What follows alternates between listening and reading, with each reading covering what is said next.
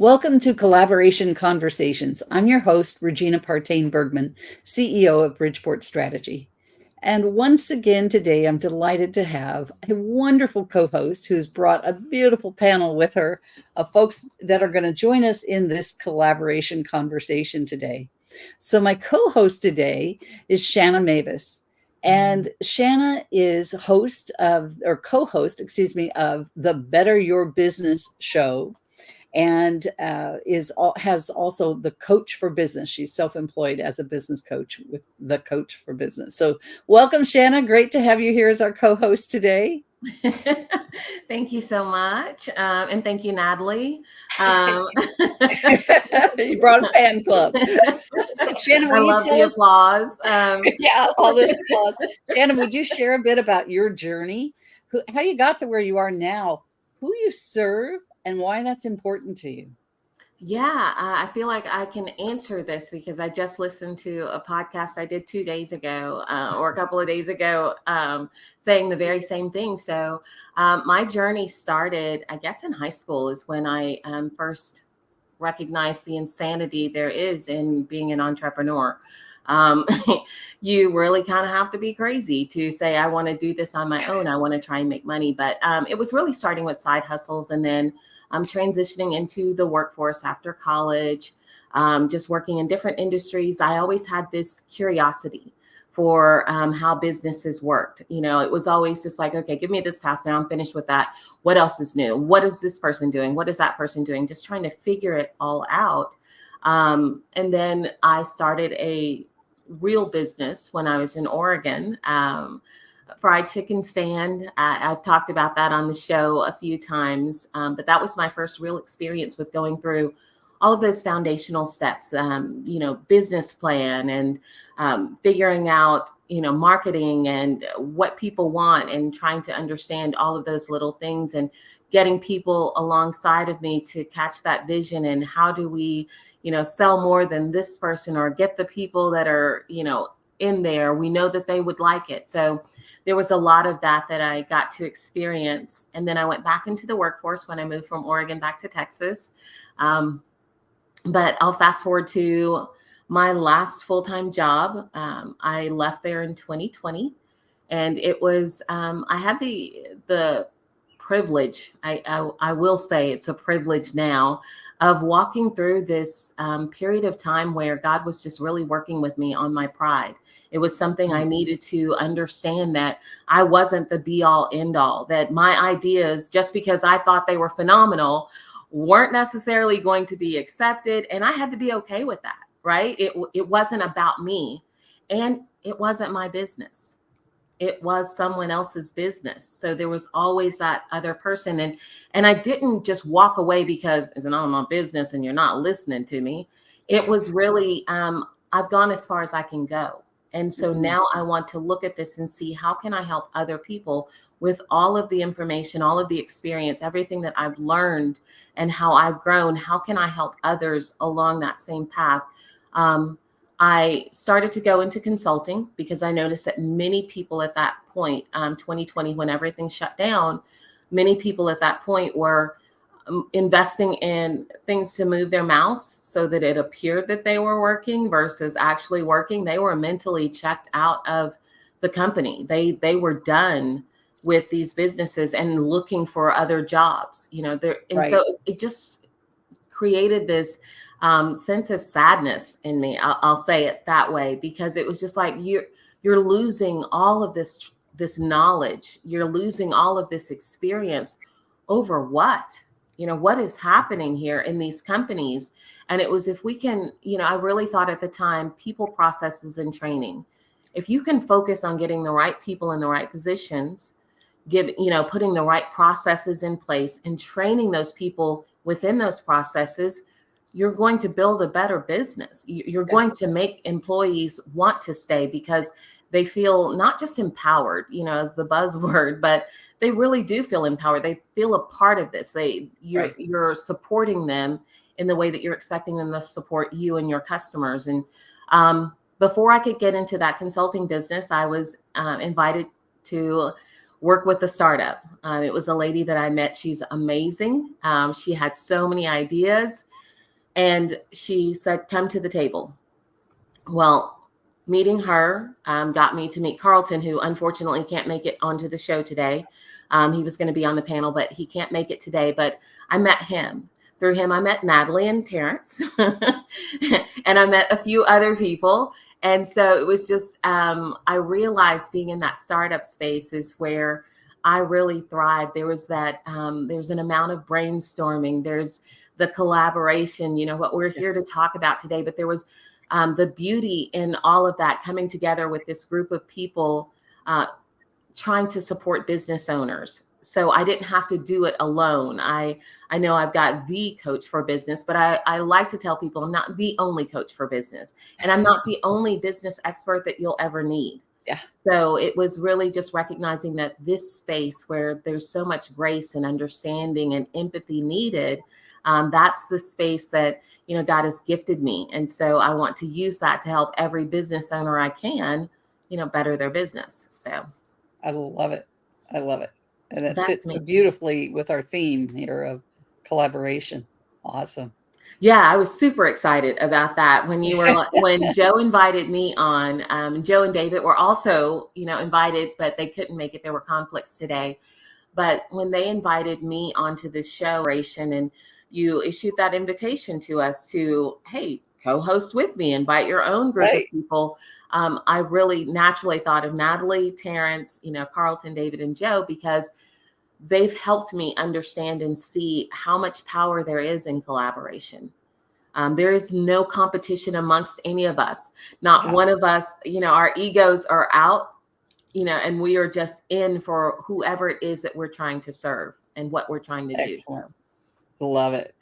Fantastic. And thank you so much for accepting the offer to be a co-host today, Shanna, and for bringing these great panelists. Will you introduce our panelists and have them tell about their journey, who they serve, and why that's important to Yes, them? I will. Okay, so I'm going to start with Natalie, my co-host of the Better Your Business show.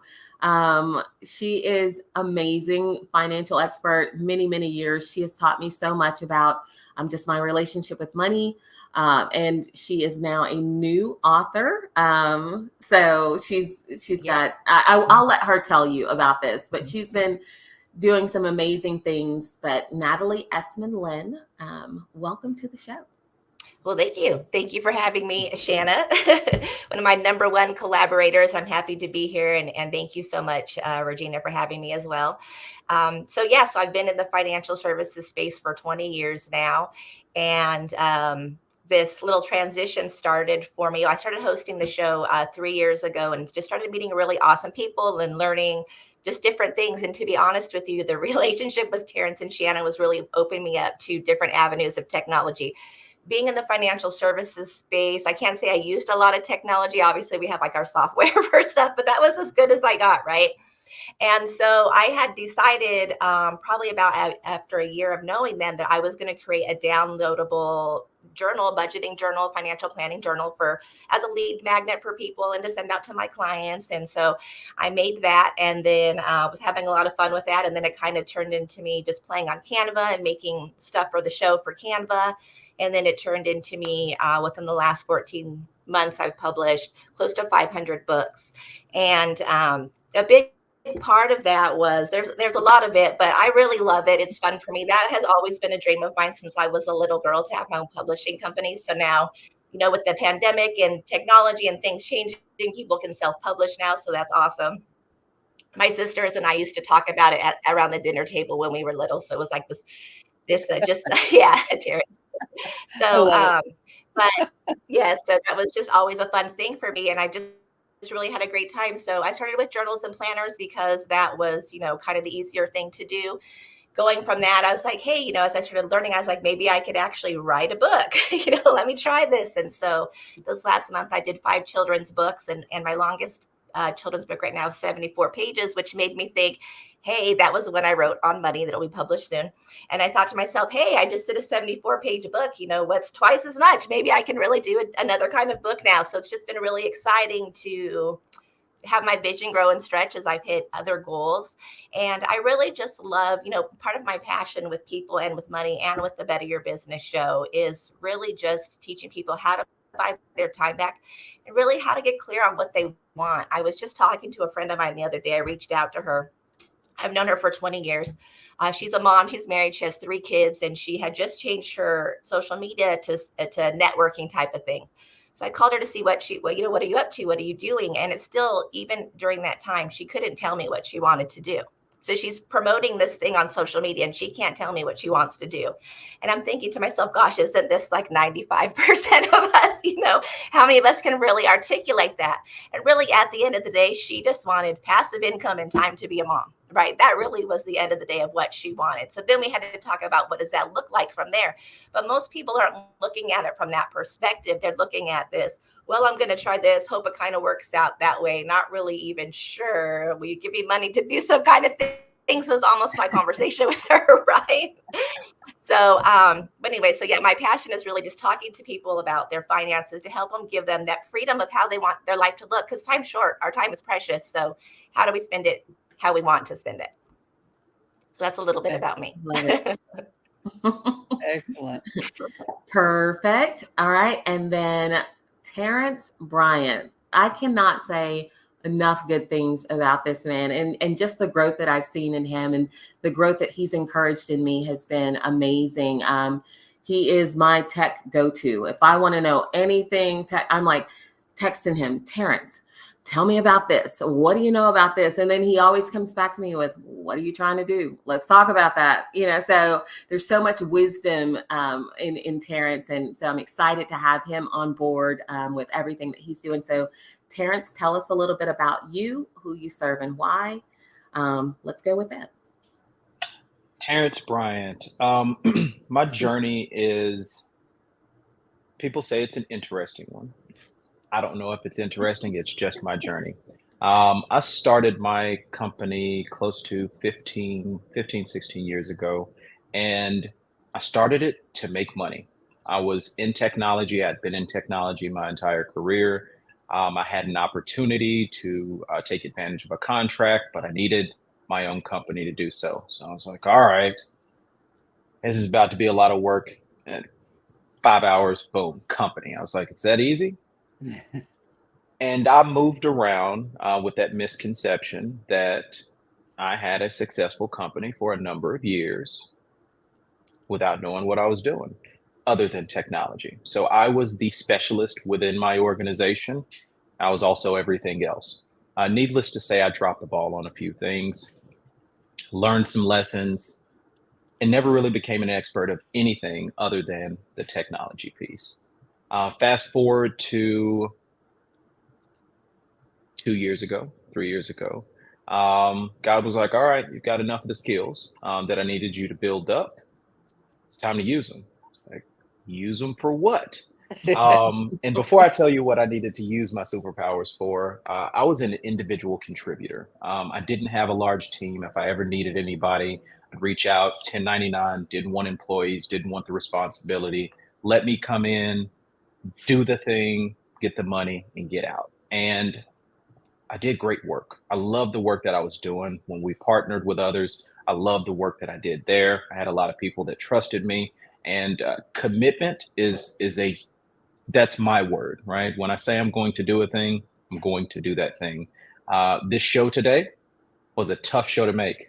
Jumped off the plane, got to the room, but I'm going to do it. If I had to do it at the Starbucks in the airport, I was going to do it because I committed to it. And that has followed my business around. That's the reputation of my business. Well, being an individual contributor, as you can imagine, partnering isn't something you do. Everything was transactional. So Rescore started a few years back, and it's an online community for small business owners. And I had my company, Sidekicks, and started Rescore, and I was like, this is going to be great. People need it. The Chamber of Commerce isn't doing what it needs to do. The other organizations meant for small business owners aren't doing what they need to do. There's too many people that don't have the resources and the know-how that I have and that some of my peers have. So we're gonna make it available to everybody. Access, awareness, and availability of our resources. That was hard, guys. It was very, very hard. And it did not go the way that I planned it. And I continued to try to mold this business like my first business. But as I told you guys, first business had no mission, vision, purpose. It was get the work done, do good work, but get the work done and move on. And things just weren't gelling. And I was frustrated for a number of years. And then I'd say August of last year, he's like, all right, think you're ready for the next round. I was like, what is this? What is this piecemeal plan? It's growth. It's the relationships that Shanna's talking about. It's meeting Carlton. It's meeting Natalie. It's meeting others. It's learning from good accidents and learning from bad accidents. They're all lessons. And once I was able to understand the interdependent nature of what needed to be and not the independent nature that I was accustomed to, doors started to open. I started to go to more meetings, do more talks, just collaborate, not knowing what the outcome is going to be, just to be exposed to our small business world. And I am a huge advocate now of collaboration because it is impossible to do what I was doing and be as successful as I am able to be, as a lot of us are able to be, right? I achieved a level of success.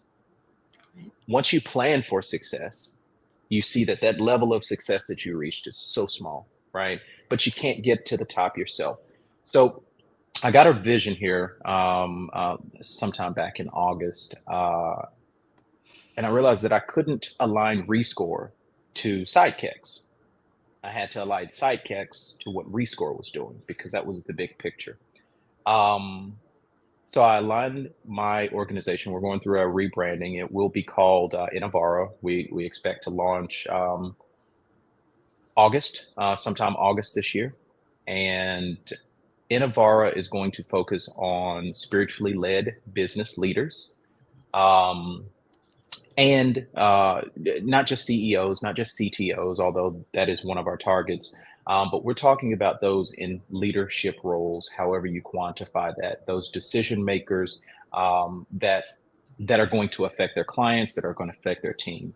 And the reason that we are targeting those individuals, because I didn't know at first. He said, here, this is what you're going to do. I type up the stuff, I do the stuff, I go to bed because it's 4 hours of just stuff out of my brain. I go back the next day and I read it. I was like, how in the world am I going to go to the market and say, hey, I'm looking for spiritually led business owners and leaders? That's going to get rid of some people. And he's like, yeah, it's going to get rid of the right people. And you're going to talk to my people and you're going to talk to those that need what you have to offer. I said, fair enough, but how do we market it? And I was like, I don't know about any of these, this realm really, right? How do you target this? You got to go get help. It's like, but I do marketing and branding for people. Go get help. So I had to hire an organization and I gave them my brain dump. I said, help me.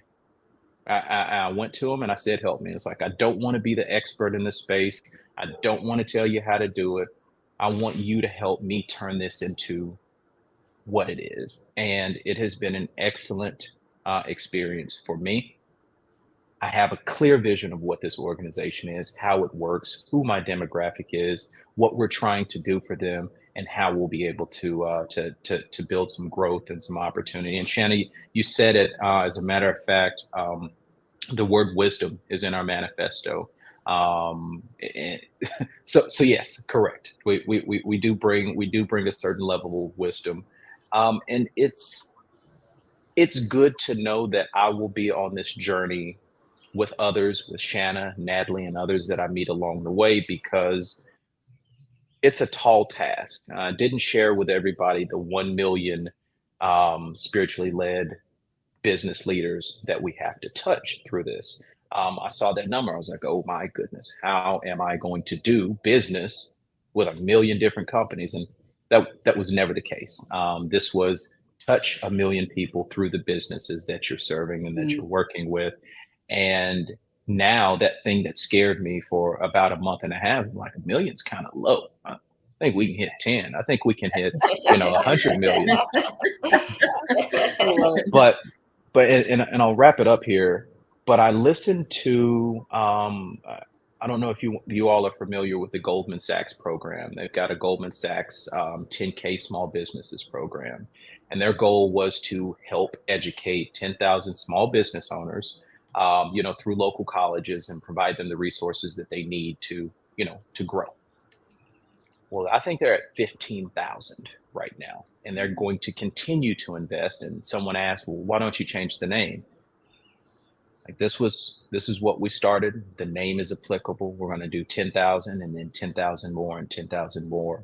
So when I looked at the 1 million, I said, okay, so we do the first 1 million and then we do a million more and then a million more. So I'm very excited about the journey that I'm on. I'm excited about the people that I've met and the people that I will meet along this journey, and all of the businesses that will benefit from the hard work that we do. So that's a little bit about me. That is awesome. Terrence, I just have to say, don't you love those conversations when oh my goodness, I'm growing. Yep, I'm growing to appreciate them. Here's what you're supposed to do now. Go do it. Yeah, I love those. Yes. Wow. Okay. Amazing. So I have to admit, I forgot what's next. That's okay. So what's next is I'm going to ask a question, and we're just going to dive into it and have a conversation and whatever comes to your mind. So as I was listening to you, one of the things that really struck me, because I think that maybe a lot of people struggle with this, is, Shanna, when you were doing your introduction and you talked about pride a bit, and you talked about the ideas not always being accepted. And it kind of made me think of, we're all in business for ourselves, but a lot of the people who are listening to us may not be, right? They work for somebody else. And so how do they embrace collaboration in an environment where it's someone else's business, and that may not be the order of the day in that business? How do they foster that? How do they embrace that? How do they make that happen, and maybe even make a cultural change in that business because of what they're doing? And of course, that cultural change means more profitability for that business, right? If we really have our teams working together. So let's start there with how do people who are working in someone else's business that might not be a collaborative environment, how do they embrace collaboration and be the poster child for it in their organization, if you will? And feel free to dive in here with your thoughts, everyone. This is an open discussion. Well, Terrence came off mute, so I'm going to go ahead and let him go. All right. He's ready. Like, I got something to say. Well, I do. And it's because this is all very, very fresh. It's very top of mind for me right now. The first thing that a person can do in any environment is understand what their purpose is. Without an understanding of purpose, you'll run around like Terrence did for a number of years, doing good work, putting energy into things, but not seeing that energy come back, right? Right. We align with those spiritual leaders because those spiritual leaders, hopefully, and we didn't pick a religion. There's no religion here. We're talking about spiritually led. Yeah. And it's because spiritual leaders have a higher probability of understanding larger purpose, right? Something bigger than them, a goal, a vision that they can't accomplish, which means that they have to entrust in others to help that vision be realized. When you entrust in others, you've got your purpose, you've got your vision, this big thing that I can't do by myself. And then you start to look at what the mission is. And there's a bunch of people with missions that may align with that vision. So your alignment goes down this way and gets you to your goal, right? A lot of us start with a goal. I want to make a change by doing X, Y, and Z. Well, if Shanna and Natalie don't want to do that, then they're not going to. They're going to look for someone else. So we may be aligned with our purpose. We may be aligned with our vision. We may be aligned with our mission. But if we're stuck here at goal, we'll never realize that. So I think the best thing that anybody can do in any relationship, one conducive to collaboration or one not, is to understand, does this align with your purpose? and then start to move down that trail. And if you haven't figured out those things, you're probably going to be frustrated no matter where you are. It takes a lot of work to figure out who you are and what it is that you're trying to do. True. Love True. it. Natalie, you're nodding there. What would you add I to agree that? so much with that. But it just kept coming up for me I get offended when you're in a room full of yes people. That's just what kept coming up for me at that moment, because I just kept thinking, thank God for the Terrence and Shannas in my life where I can go to them and get real feedback, not have them be that person where, like, if it's one of my books necessarily, oh, it's so cute, oh, I love it, yes, blah, blah, blah, blah, and it's horrible, but because they're nice, right, they're going to tell me it's great, and then I put out a bad product. So that's one of the things that I was going to say, is really to stay true to how, if you're asked to give your opinion on something, really give your opinion. You don't have to be rude, watch your delivery, but really just be honest in your feelings, because that's why they're asking you, right? Don't, fluff and sugarcoat, be real. If you really care about that person, if you care about the relationship, if you care about what you're doing, be honest. They want real honest feedback from you. That's why they're asking. The other thing that I kept thinking about is, in my days of running an organization, I don't know that I was necessarily approachable. So if you want to create a type of environment like that, make sure you're the type of leader that people can walk up to and have that conversation. Because I think about to my career, and even the ones that maybe had the relationship with me where they felt like they could, I was probably still going to be right. Right. So watch that as a leader. How are you showing up in that? Like when Shanna's talking about having to be humbled, I'm like, this is why we're such good friends. It's like, I get it, Shanna. You just make sure you're approachable like that. And just that you're open to hearing from people. I really believe we can learn something from everywhere, in some regard. Yeah. And going back to what you said about not being a yes person and giving that honest response, if you find that you are in an environment where that leader doesn't want an honest response and they want a yes person, then you're in the wrong place, right? Right. It does not align with what Terrence was talking about, your purpose, your vision, your mission. You are out of alignment in that organization. And you won't last, right? And you won't last. And you will burn out. You will be miserable in that space. Absolutely. And you can see that if you're tuned in. I was thinking about my experience with this, in that creating a collaborative environment is, like Natalie said, and like Terrence said, it is not only understanding your purpose and being approachable and looking for honest feedback, but it's also showing up that way. It's showing up and saying, I'm going to create this space where there is none. I'm not going to be afraid to speak up when I need to, but I'm also going to understand that just because you have an idea that's contradictory to mine, I don't have to, it doesn't have to be a point of contention. It can be an opportunity for growth and understanding. You're not trying to hurt me when you say you don't like my idea. You may be trying to, help me see a better way. And I know for me, it was challenging and difficult when I was going through this at the last company, because I worked with two of my very best friends. I've known them for, one of them for 20 plus years. And one of them, I'd known for a few years prior to that. And sitting around a table, and I'm like fired up, and I was the boss, right? So I'm fired up about my idea. We're going to do this, this, this, and this. And they're like, no, that's dumb. But I had to sit there. There were times that I had to sit there. And at first I'm like, well, we're doing it my way. Right. And it was like, no, these people are not here to hurt me. Right. Let me stop and listen. And that's helped train me to listen in any room. Right. Yeah. Because taking that ego out again. Right. Yeah, it is taking that ego out and just saying, okay, that is a really good idea, and not being afraid to run with it. How do we do that? Tell me how we execute this. Or it just opens up the conversation and allows that space for that honesty that Natalie is talking about. And it's not about the yes men. It really is about, tell me what you really think so that we can, get this work done. We all see where we're trying to go. Right. And that team, that once we got into that flow of things where we would sit together and it's just like, okay, we've got this coming up. What does this look like? What are your ideas? What are your thoughts?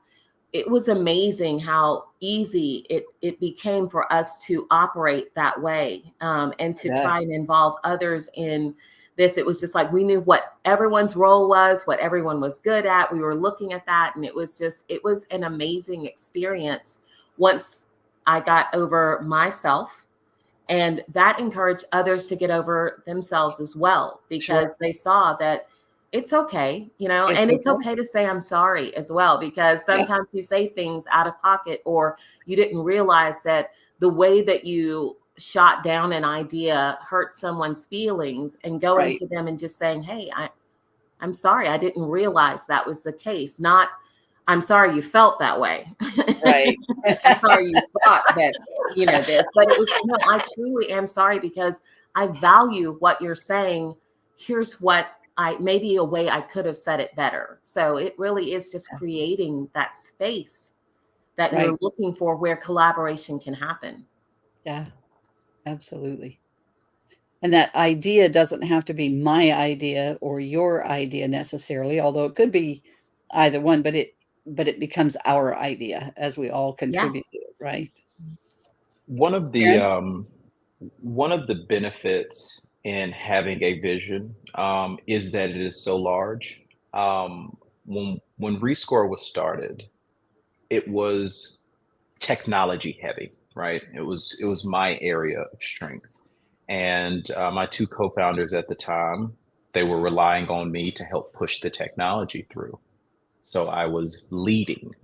I was leading based on my knowledge, and it was very difficult for me to hear what they were saying, because I knew. Yeah. When you've got a vision, it's like, oh yeah, Terrence, there's your piece right there. Here's the big thing. Here's your piece. So you look around and you're like, somebody's got to be leading this thing. It ain't me, right? I'm here to do my part. And I think that is, if you can find an environment where you are not the key focus, maybe a key contributor, but not the key focus, you're probably in a good space to collaborate. But collaboration can't rely on a single person. Correct. And a single person can't try to take control of the whole thing, right? There has to be enough for everybody to do and move freely, right? When you're dealing with, let's take the four of us on this call, everybody's got their area of expertise. Yeah. For a large enough vision, we can all do our work, spread our wings, and probably not even touch each other. We might cross a little bit, but there shouldn't be any conflicts. But when you look at a goal, it's like, hey, we just want to get this project started to do X, Y, and Z. There's 4 different ways to do that, because we can all tackle that thing. Find something that's large enough for everybody to work on, and you'll be forced to lean. Hey, Natalie, I don't know about this financial stuff. I've not done this before. It's a little bit more than QuickBooks. Hey, Shanna, these processes, the ones I have, they kind of suck a little bit. I need some help with that. I need all of your expertise. Everything that you have, I'm willing to take it on. And then I can come in with here's a technology solution for this piece and for this piece, and here's how they can connect. But I'm going to need you to provide me some more information and for us to work together to figure this out, versus everything else that we've done, unsuccessfully in the past. But those lessons were necessary for me to learn. But again, I am an advocate for collaboration. Yeah. You don't have to bang your head against the wall. You don't have to spend 14 years learning these lessons. Figure it out now. And I just go back to know who you are, what it is that you're supposed to do, why you're here. And if you understand that, you're not going to bump into anybody and have any conflict. You're either going to find somebody that's doing what you're doing and you're going to want to run with them, or you're going to find people that need your skill. Thank you. You're going to find people that need your skill set, and then they're going to let you help push them along, and then vice versa. You're going to attract them into your lives, Absolutely. into your life. Yeah. One of the most fun things that I've done in the last few years is actually a mastermind that I created, that each person that was invited came from a different industry or different skill set. And gosh, that was just a great experience. And we started off with about 10 or 12 folks. And like I said, everyone was different in there. in terms of what they brought to the table and what their specialties were. And so that became a huge collaboration. And of course, one of our goals was to be able to find clients that we could actually all plug into. And we never found one that all of us plugged into, but we did have several projects where multiple people from within the group were plugged into a project. But yeah, just that sharing of knowledge, that sharing of experiences with others and learning from them is just can't be beat. Mhm. You learn so much through that power of association. Yes, absolutely. Absolutely.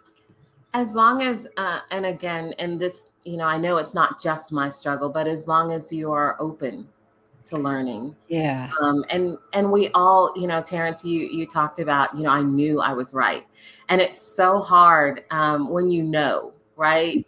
It is so hard sometimes to sit in that space and just be like, oh, this isn't going to work. This isn't going to work. How do I, but I've learned to take steps back and just kind of pray through those moments. How do I show up in a way that lets them know, that's filled with so much grace and so much understanding and so much empathy? How do I communicate this in a way that they'll hear it? Yeah. That they won't immediately shut down, because they'll feel Right. that I just have, best interest at heart, that we are trying to achieve this same vision, this same goal, and really just looking at the strengths of the people and communicating with them directly. It's you have to have that openness in order for there to be a collaborative environment. And, that's one of the reasons that I've loved, Natalie and I were talking about the show yesterday, and just, spending that time together, hearing each other.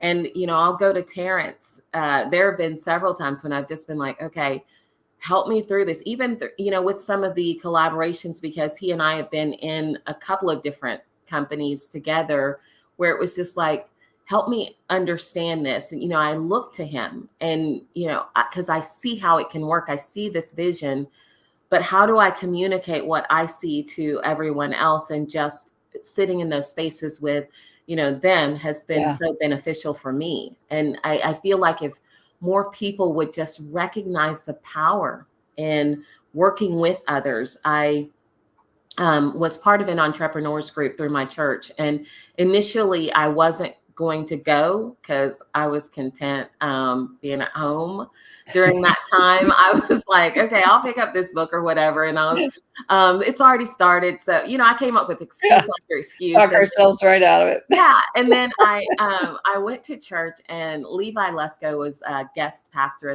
at the time. And he said, you can't be everything God has called you to be on your own.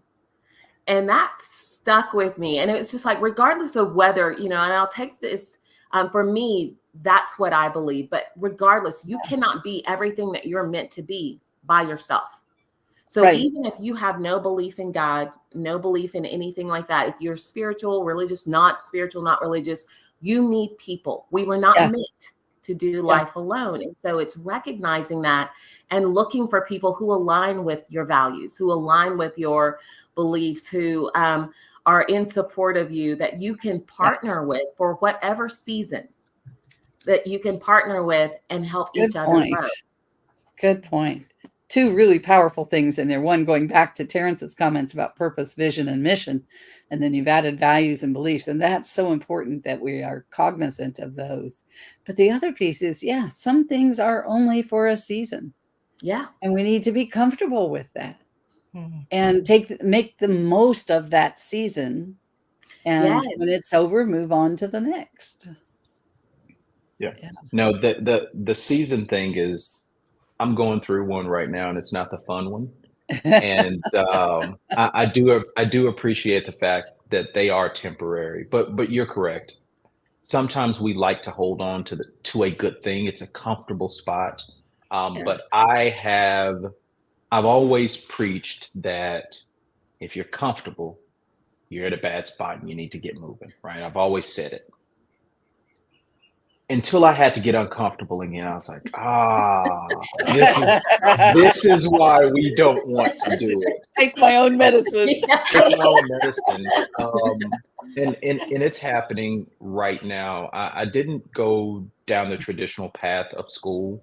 I had an opportunity and took advantage of that opportunity. And, things happen, right? Success happened. God allowed success to happen.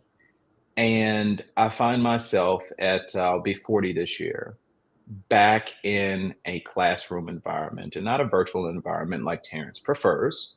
A physical classroom environment where you're required to be 8:30 to 5:30. Like, Oh, wow. I can do that.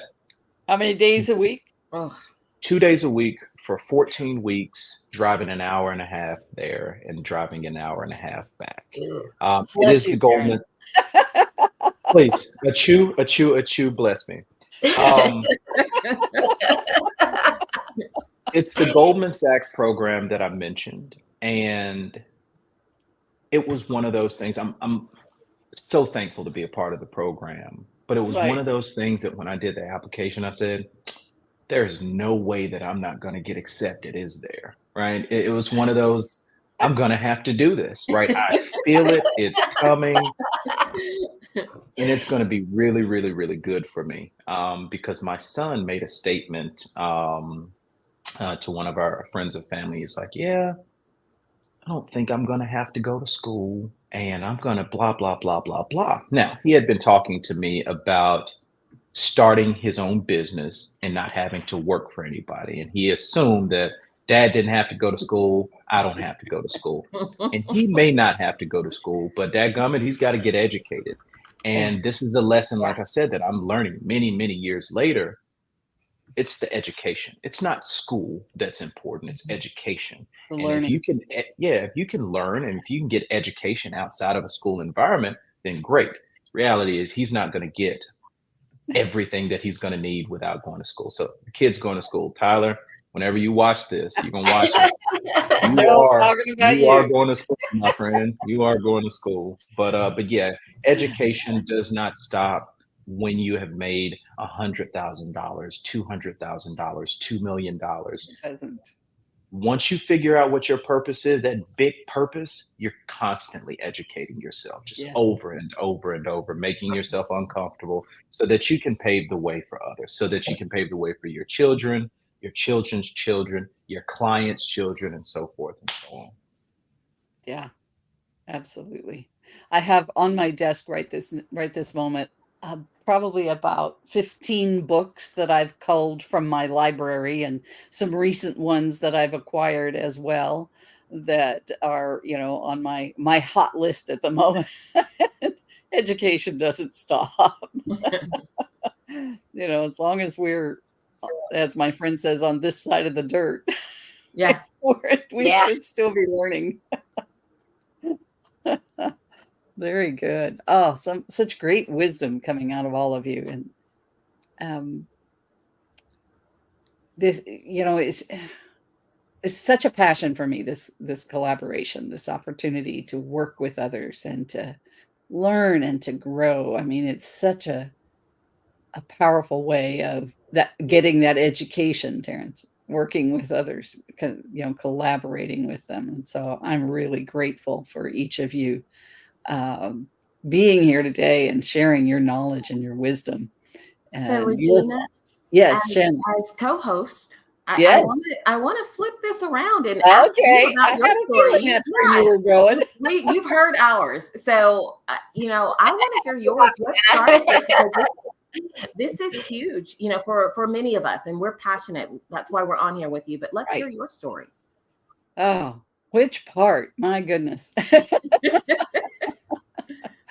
So, let me just give you a little of the history of this show to start with. So I have a friend in England who she and I decided to do a show, a LinkedIn Live. And we called it Collaboration Conversations. And it was just her and I. And then, so we did it twice a week. And one day it was just her and I interviewing each other. And then the other day of the week, we would have a guest. or a couple of guests, something of that nature. And then she reached a place where she needed to drop out of the show for personal reasons. And I thought, how do you do a show about collaboration all by yourself? Because I didn't want to stop. And so I continued having people on. And then over time, and I guess this, it's evolved over time. And late last year kind of evolved into this piece that we have now, where I invite someone to be a guest co-host like you are today, Shanna, and they invite others to join us, and we have this discussion. So okay, so what additional question? That's how the show came about. But you had to have a heart for. I have one. Can I ask one, Shanna? Oh, absolutely. Sure. Go ahead, Well, Natalie. I was just going to say, I noticed in your email that you help businesses find $30,000, help me find extra money in your business. So I thought, heck, who doesn't want to know that? Yeah. So I use proprietary software. What does Regina do? All right. So I am a profit acceleration and exit strategy business coach, helping business owners to exponentially increase their profitability and create a business that can run without them, so that they ultimately have options when they decide to do something else, whether that's retire or go start another business or whatever. Because so many of our business owners have no options when they are prepared to exit. Business brokers turn away 95% of the calls that come into them because the business isn't structured in such a way that it has value to anyone but that business owner. And that's just heartbreaking to me. Yeah. Absolutely heartbreaking. So I'm on a mission to change that. I've been my greatest success was my greatest failure. I had a staffing firm for 12 and a half years that was doing about 5 million, just a little under 5 million in revenue in 2008. We all know what happened in 2008. I was out of business by March of 2009. I had 6 offices. I had 25 internal employees. We had 200 employees placed with clients, and I had to literally close the doors. Wow. Yeah. So thank you, Shanna. Yeah. Thanks, Natalie, for giving me tears. So I'm on a mission to make sure that doesn't happen to other people. Yeah. Yeah. So I love that. anything Regina, that I can do to help them not suffer that same fate, and to have them have a business that leaves a financial legacy, a positive financial legacy for their family, then that's where I want to be. Terrence? would you be here today if that didn't happen? Probably not. I mean, I don't know what my course would have been. There's been so many wonderful things that have happened since that. I mean, I took 2 years off just to serve in my community and in my church. And then I was ready to get back in the saddle again. My husband and I relocated. We bought a home on a lake here in Texas, north of Fort Worth, on Lake Bridgeport, Shanna, and turned that into a bed and breakfast. And I ran that for 5 years. And in the middle of that, 2 years into that, my husband passed away. 2 years later, or a year and a half later, I remarried. And then so after about 5 years of running the B&B, I had a health issue that caused me to not be able to provide the service that I wanted to provide for my clients, my guests. So I sold the B&B. But in the meantime, I had started this business. And so off to the races, right? That's an amazing testimony. And what I do know about testimonies now is you can't have one with only success. No, there is something can't. that shakes you up, that gets your attention, Yeah. and it's not to hurt you, and oftentimes it's not just to help you. It's those other people that you're affecting. Right? Exactly. And while I don't wish for anybody's distress and misery, I am thankful that you are here and that we do have this platform. Thank you. I think what you're doing is great. I'd like to talk to you a little bit more about it, I would because love that. you're 100% correct. Business owners, we are focused often so much on getting paid, getting money, and then Yeah. we move and evolve a little bit towards sustainability and growth. But nobody ever talks about exit strategy day one Yeah. unless you go through an incubator or you go through some Yeah. type of accelerator and they educate you on that. But Right. here I am just hearing about exit strategies. If you would have said that to me 20 years ago, exit strategy, Yeah. I want to sell my company, I want to keep it for forever. That Like, no. is the number one Yes. comment that you hear from business owners when you start talking about exit strategy Mhm. is, oh, I don't ever plan to sell my business. Well, my Yeah. return question is, what financial legacy do you plan to leave your family if something happens to you? Yep. Where is your family if you didn't plan that out? Folks, we are way out of time. We were having too much fun. I know, it's always this way.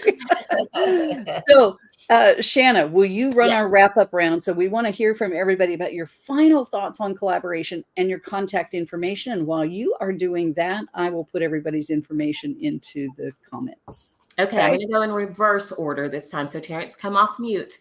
Let's hear your final thoughts on collaboration, and then make sure you let everyone know how they can reach you, because we want them to. Awesome. Know you. Be the type of person that you want to collaborate with. I can look back and I can say that I would not collaborate with old Terrence. I would have gotten rid of him. But think about who you want to work with and try to be that person, right? You'll never meet that person. I You'll like never that. meet them. You'll never meet them. But try to be that person, and you're that somebody. That partner for somebody else. You can reach me at https://sidekex.com. I think we're going to have that posted, and you can schedule a call. We can talk. If you're a business leader and you've got a big idea that you want to bring to the market, hit me up. Perfect. Awesome. And Natalie, your final thoughts on collaboration and how can people reach you? So my final thought on collaboration would be to make sure you're setting boundaries in those relationships as you're collaborating, because it can be easy to have blurred lines if you don't, cause burnout for yourself. You need to be able to, set boundaries for yourself so that you can have healthy partnerships and collaborations. You can reach me at natalie@yourmoneyexpert.net is my email if you want to reach out to me. I'm looking at getting out of financial planning over this next few months, really is the goal. But if you need me to help you with your finances, you can reach me there. If you want to check out some of my books, you can go to Amazon. You can put my name in and search. You can go right to my author page. Or if you want help publishing a book on Amazon, reach out to me as well. I can help you do that. Or if you need help with ghostwriting or illustrations, then I'd love to help you with that as well. Or anybody that you know. Love it. And my final thoughts on collaboration is embrace grace. Just walk into a room filled with grace and understanding for anyone that's in there. It's free, doesn't cost you anything, and it changes everything, right? So it's just stepping into that space of grace and just knowing that everyone that's in that room, no one is intentionally trying to hurt you. And if they are, you're in the wrong room. So just recognize that space of grace. People can reach me, Shanna, at thecoachforbusiness.com, or my website, thecoachforbusiness.com. But I also would like to invite you to take a free business assessment, because I formed a joint venture, talk about collaboration, Business Empire Financial. We have a free diagnostic business assessment, and you'll get a complimentary strategy session with me. So businessempirefinancial.com. Fantastic. Yeah, folks, just look for those opportunities to collaborate. You will be so glad that you did. And thanks for joining us today on Collaboration Conversations. We hope you'll come back. You can see the show on LinkedIn, on Facebook, on my YouTube channel. We're all over the place. So appreciate you being here with us today. Thank you. See you next time. Bye-bye.